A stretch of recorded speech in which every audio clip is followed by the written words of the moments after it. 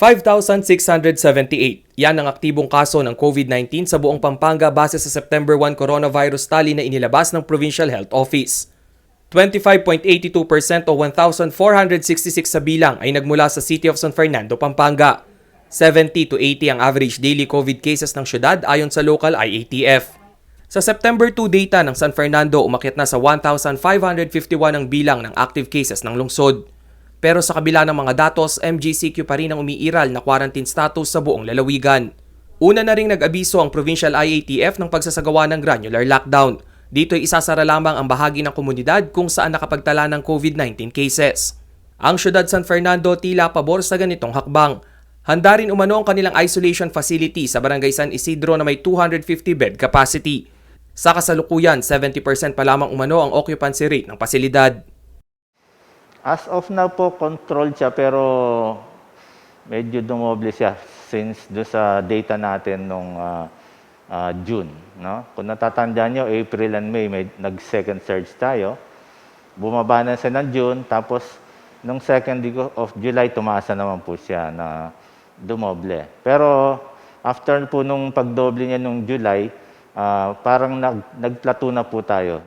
Maliban sa granular lockdown, dapat din umanong paalalahanan ng mga kabalen na tila nakararanas ng caution fatigue o ang pananawa sa pagsunod sa higit isang taong health guidelines tulad ng pagsusuot ng face mask.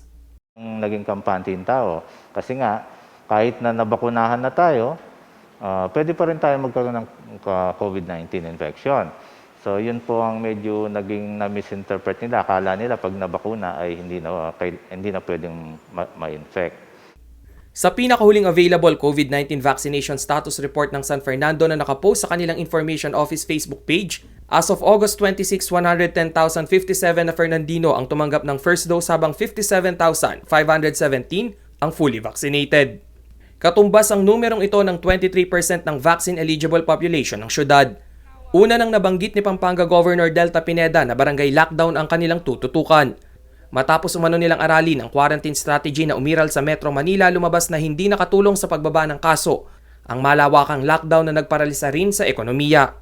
Ang Metro Manila, nagbabaho sila ng ECQ, pero still yung pa rin ho ang increase ng cases. Ayoko may mga trabador na maista po sa trabaho nila. Samantala sa 30th North Luzon Area Business Conference Day, nagkasundo ang business sector sa iisang recovery plan kung saan magiging bahagi na ng kalakaran na mabuhay kasama ang coronavirus. Kaakibat umano ng iba't ibang quarantine protocols at pag-iingat ay ang tanggapin na hindi pa tuluyang mawawala ang COVID sa lalong madaling panahon. By now, we must have already learned to live with the virus hovering around us for a time longer than we could have ever imagined. Nevertheless, this should not stop us from our efforts at recovery and rebuilding.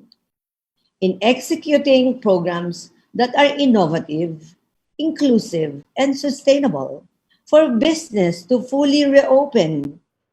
Ang Pampanga ang nagsisilbing entry point papasok ng National Capital Region, mga probinsya sa gitnang Luzon at patungong norte. Kaya naman pilit umanong binabalanse ng Provincial IATF ang sitwasyon ng kalusugan at hanap buhay ng ating mga kababayan, hindi lamang sa rehiyon bagkus sa mga karatig lugar. Rainiel Pawid, CLTV News.